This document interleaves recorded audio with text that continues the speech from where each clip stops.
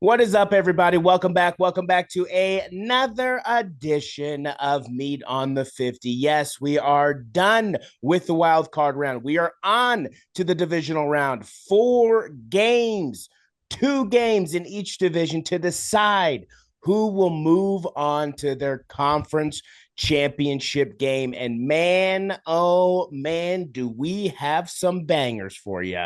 So without further ado, let's start the show.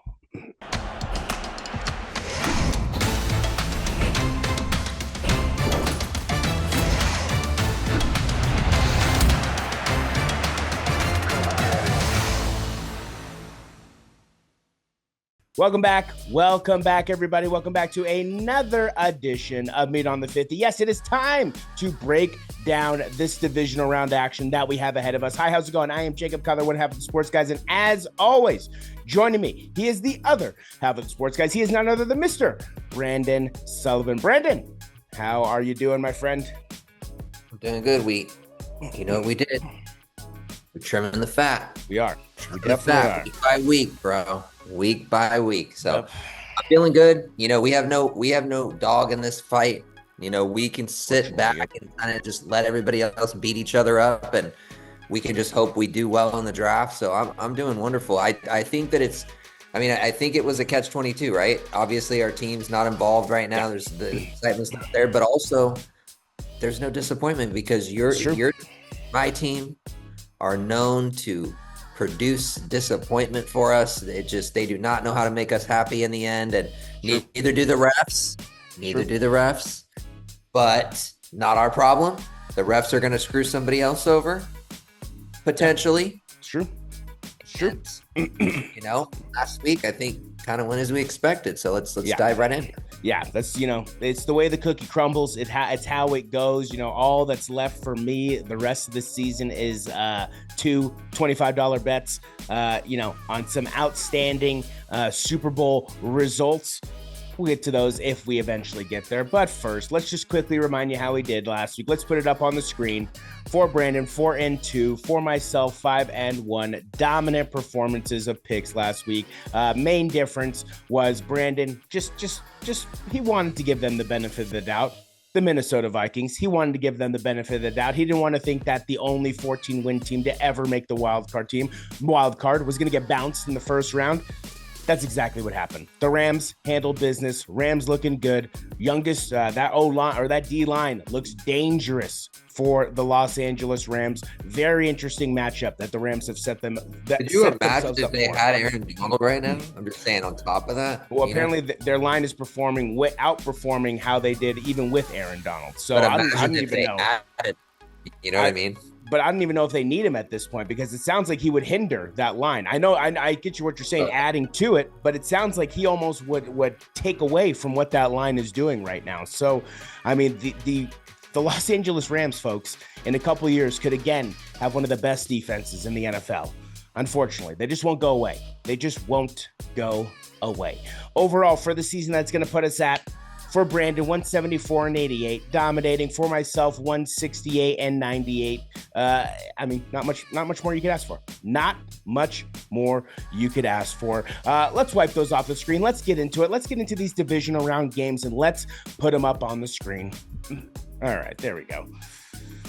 All right. Sorry, 168-94. Sorry, 168-94. I misspoke. All right, let's get into these quick picks. Starting us off on Saturday, we got the number 4 seed, Houston Texans, sitting at 10-7, or I guess 11-7 now, traveling up to Kansas City, to Missouri to take on the Kansas City Chiefs, the number 1 seed coming off a bye, sitting at 15-2. What do you got for me? You know that there's a multitude of reasons why the Chiefs are not losing this game. So I think we can just start off with, we know what the NFL wants. We know what the refs want. We know what Taylor Swift wants. They're at home. We've seen this story before. Yep. Not much else needs to be said. I mean, CJ Stroud, they had a good performance. Unfortunately, it won't be enough. It won't be enough. There's not enough there to beat the Chiefs, even if there was enough there. I think that I agree. I think that there's some reasons why it could be a field goal game, and then yeah, I agree. Still not going. So there's no doubt in my mind that the Chiefs are winning this game. I think they'll win it pretty handily. I would say by 7 or more points, or 10 or more points. I just a rested team. I just think they're gonna go in there and really get beat up. Yeah, I mean, this one's fairly simple to call, fairly easy to call. We're going to go with the Kansas City Chiefs handling business against the Houston Texans at home, coming off the bye. Houston put on a great performance last week. That defense looked ferocious. That defense is going to even have to look even more ferocious there on Saturday. They're going to have to get after Pat. They're going to have to make him uncomfortable. They're going to have to cause turnovers. But so far, Patrick Mahomes has never thrown an interception, has never committed a turnover in the divisional round. So the Chiefs are fighting a massive uphill battle. The Texans are fighting a massive uphill battle here. So we're going to roll with the Kansas City Chiefs handling business at home. Moving on to the conference championship. No shocker. Moving on to our Saturday night game. We got... can it be the story of the playoffs? We got the number 6 seed, the Washington Commanders, sitting at 13-5, traveling to, oh baby, this place is going to be rocking, to the number 1 seed, the rested, the absolute Detroit rolling, baby. Motor City Lions. Yes, the number 1 seed Detroit Motor City Lions are at home.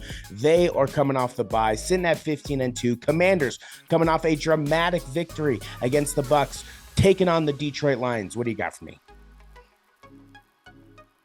There's a part of me that thinks that the Lions could lose this game.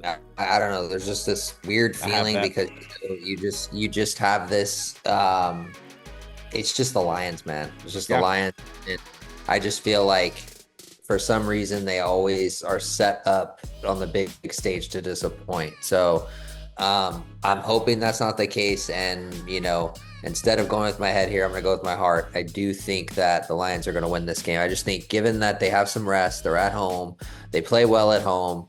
They have a great coach who's, I believe has learned from some of his mistakes. Yeah. And they were able to fight and they were able to beat the Vikings twice in order to win that division. That was huge. They it was neck and neck between them and the Vikings. They could be sitting, they could have played the Rams last week. Agreed. So, Jared Goff's having a good game.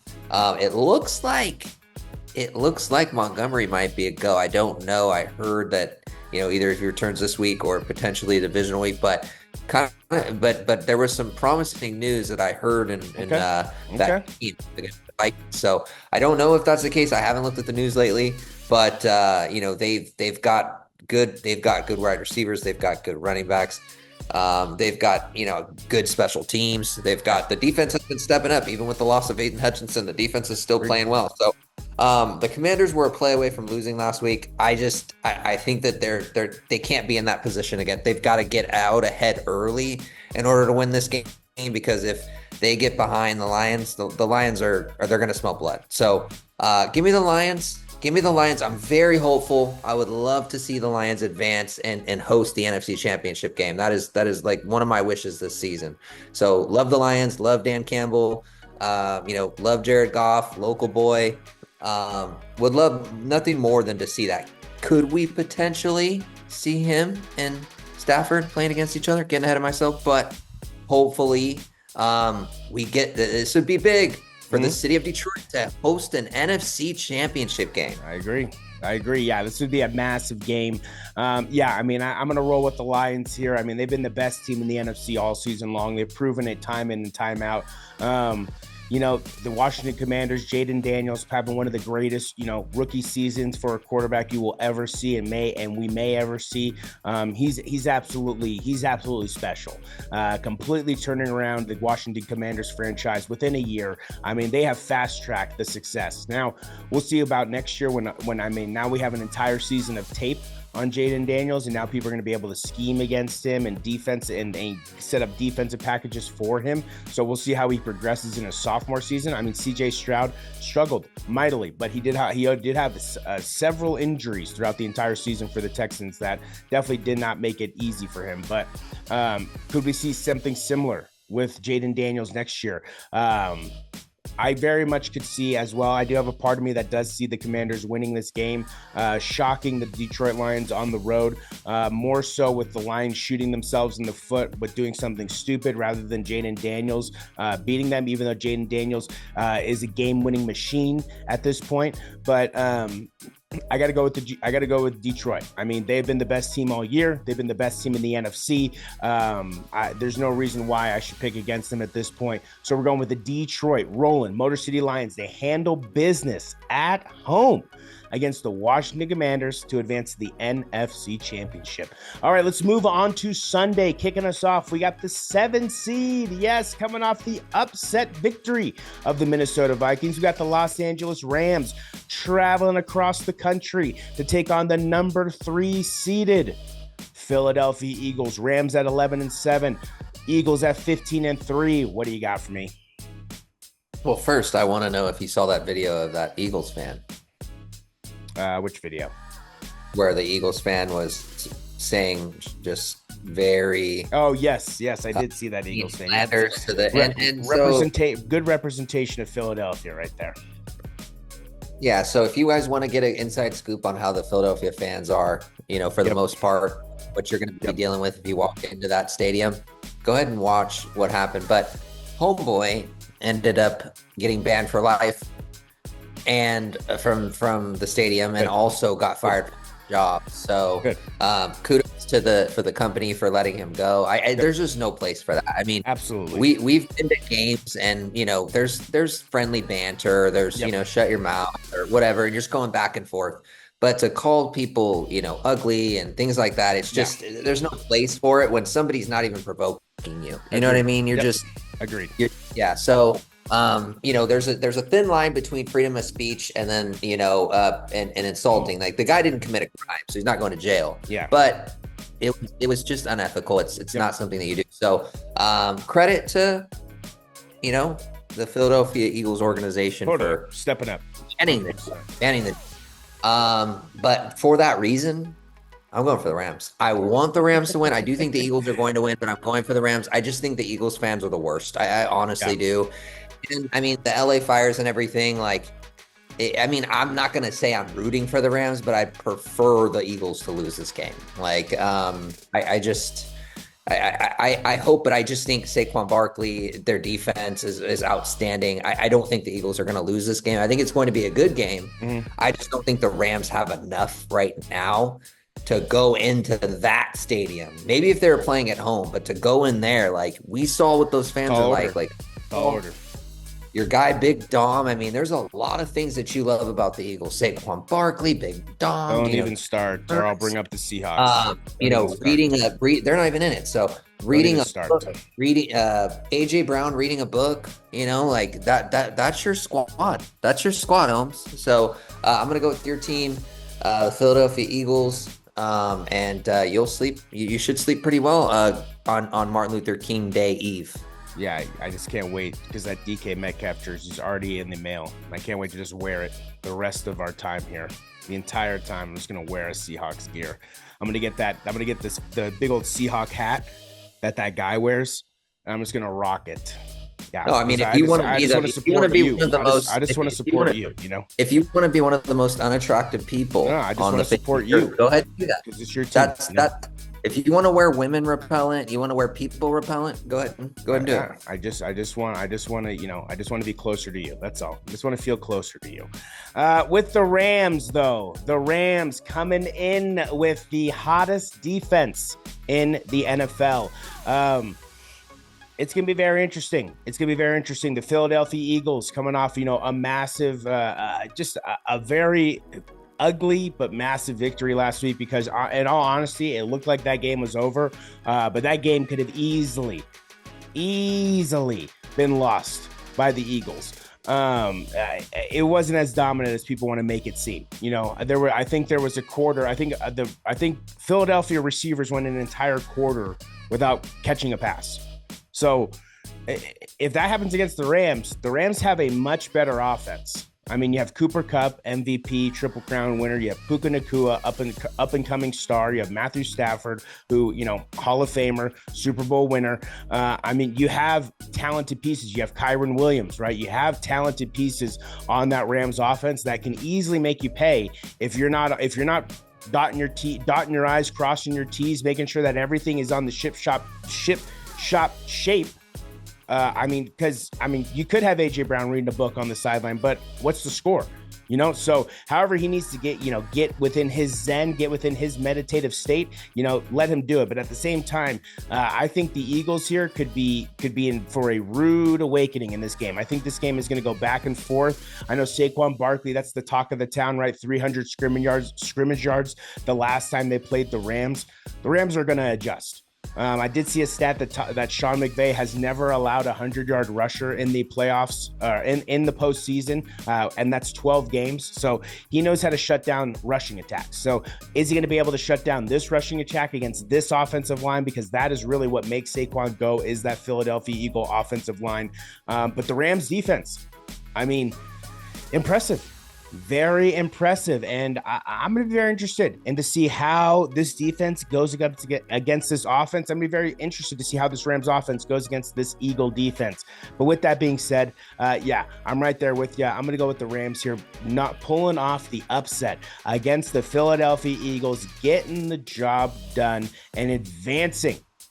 We're getting a rematch of last year's divisional round, or wild card round, I think it was. We are getting the Rams versus the Lions for the NFC Championship game. It's going to be very exciting. I'm excited to see it. I think the Rams can do it. Obviously, right, the money is going to be all on the Eagles. Eagles have the best advantage to advance, but I think the Rams can shock a lot of people. And that 7th seed, I mean, they came into the playoffs hot. That defense is rolling. It's about who's the hotter team when the postseason comes around. So let's see what the Rams can do. But I got the Rams knocking off the Eagles there on Sunday afternoon. Kicking us off in our final game, our thriller of the weekend.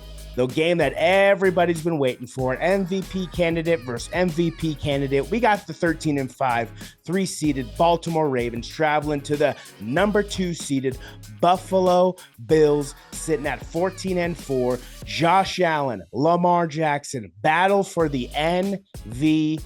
What do you got for me? Well, I think clearly there's no debate here. The MVP is Joshua Patrick Allen, simply because he did it more with less weapons. Okay. I mean, talk about the Ravens. They had a better defense. Let's talk about the running back. Okay. That's not even close. And let's talk about the receivers. I mean, that's not close. So I think Lamar had a great season. But I think it will come to an end. I think Buffalo is one of the hot teams this season. And it's a team that I think we all want to see that rematch. I don't think we want to see a rematch of last year's AFC Championship. True. Because we know how that's going to go. Yep. I think we want to see if Josh Allen can do it. Now, I think no, the jury's out. I really don't know. But I don't want to see a rematch of last year's AFC Championship, because the at least when the Bills have played the Chiefs, there's fireworks. Yeah. When the Ravens played the Chiefs, it was like the most boring game I've ever watched. That's true. 13-3 or some dumb score. It's like 17-10.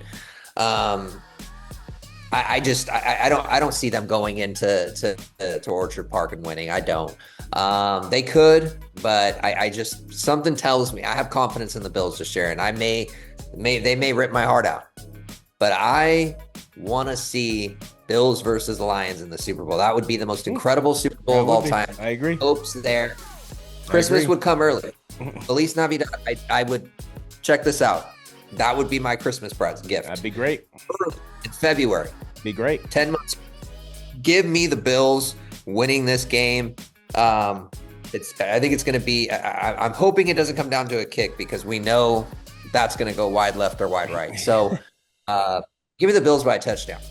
Yeah, I like it. Yeah, this game I think is set up to be is one of those kind of like cinema games, those movie games. I mean, it's pouring snow right now in Buffalo. It's not going to stop. The stadium is completely covered in snow. It's going to be one of those dirty, just ground and pound games. And what two better teams to have a ground and pound game than the Buffalo Bills and the Baltimore Ravens, right? You have James Cook, 1,000-yard rusher, 16 rushing touchdowns. I think 17 rushing touchdowns after last week. I think that's a franchise record. I mean, absolutely dominant. I mean, one of the unsung heroes for that Buffalo Bills team. And then on the other side, obviously, you have King Henry. I mean, we can say whatever we want about Saquon Barkley. We can say whatever we want about Christian McCaffrey. We can say whatever we want about anybody. I'm sorry, but Derrick Henry is the best running back in the NFL until he retires. I mean, how he ended up on the Ravens without basically another offer is ridiculous. I mean, he's the best thing going for now almost a decade. So I mean, I don't know what else we're looking for. So Derrick Henry, I do expect to ball out. I do expect, James Cook to ball out. I know Josh Allen's going to bail these guys out in some situations. I expect Lamar to put on a show. I expect him to show, that he very much should be the MVP, just like Josh Allen. I think Josh Allen's going to put on a show to show very much so that he also should be the MVP. Both guys are deserving. It's going to be a very dynamic game just to keep things interesting. We're going to roll with the Baltimore Ravens, getting the job done in Orchard Park, knocking off the Buffalo Bills and advancing to the AFC Championship game for a rematch of last year. Do we want to see it? Absolutely not. Do I think it has a good chance of happening? I do, unfortunately. There's nothing more than I want than the Buffalo Bills to win here and then obviously to knock off the Chiefs and get to the Super Bowl. Bills-Lions would be the most ideal Super Bowl. Bills-Commanders would be dope. Bills-Rams would be dope. Anything but the Eagles. Anybody but the Chiefs. Well said. I mean, so we'll see what happens. We'll see what happens, but just keep things interesting. I'm going to go with the Ravens. Brandon's going to take the Bills here. I think we're in for some fireworks to end our divisional round this year for this year's NFL playoffs. That's going to do it. That is going to do it for this edition of Being on the 50. Yes, we are on. We are done. What did I say? On. We are done with the divisional round. Pretty soon we are going to be on to conference championships. My, oh my, how this season has just massively just moved along. It's just rolled along. It's chugged along. It's basically taken no time. We've started it and now we're basically at the end of it. So here we go. We got 4 games left, 2 games in each conference. I mean, here we go. We're going to figure out who's in the conference championship games, whether we like it or not. And it starts tomorrow with the Texans and the Chiefs. Brandon, any last words for the people? No, buckle up. It's going to be a big weekend. I'm really, really hoping that the Lions and the Bills advance. I really want to see that. I'd love to see the Texans advance. I just want to see some new teams. Yep. I do. I don't want to see this Eagles, Chiefs, and I mean, if you can give me the Texans and the Lions, or you can give me the Bills and the Lions, that would be awesome. Or even the Commanders, like you said. Yeah, anybody but the Chiefs, anybody but the Eagles. We're ready. We're excited. It's going down. And for a special pick, Ohio State or Notre Dame, what do you got for me? Martin Luther King Day, our national championship, first ever college football playoff national championship game. Ohio State, Notre Dame. Who you rocking with? I'm just going to go with the Fighting Irish. I mean, I've always liked them since Rudy, and my grandma, rest in peace, was, she liked the Celtics. She liked the Fighting Irish, anything that had Irish in it. So I'm very Irish in my blood. I know it's not, that big of a deal as far as Notre Dame. I mean, but I got to go with the Fighting Irish. I got to support them. And I like the coach. And yeah, Ohio State's already won recently. Like, I want to see Notre Dame win. Yeah, I think it's time. I think it's time for Notre Dame to finally put the choke artist, just the not ready for the bright lights. I think they're ready to put that to bed. It's going to be tough. It's going to be tough. This Ohio State team is bonkers. I mean, absolutely bonkers. Some of the talent that they're going to be bringing into the NFL over the next few years could definitely change the NFL landscape for some of these teams, I mean, going forward. So We'll see what happens. Like you said, Marcus Freeman, a lot of people today kind of compare him to what Mike Tomlin was for the Steelers back in the day. He's that young, fiery coach that can definitely lead men. And I would think that there would be no better coach for the NFL than Marcus Freeman. So I'd be curious to see if he ever makes that jump. But yeah, I'm going to rock with you. I'm going to roll with them. I have a feeling Ohio State's going to do it, but let's roll with the Fighting Irish. Let's roll with Notre Dame. Let's roll with something that we haven't seen, I think, since the 80s or something like that. I think it's 84 or something like that. Yeah. So let's see the Fighting Irish get the job done there on Monday. That's going to do it for this edition of Meat on the 50. Thank you very much for joining us. I am Jacob Cutler, one half of the Sports Guys. He is Brandon Sullivan, the other half of the Sports Guys. And until Conference Championship Week, baby. You know what we like to say, Brandon. Jake.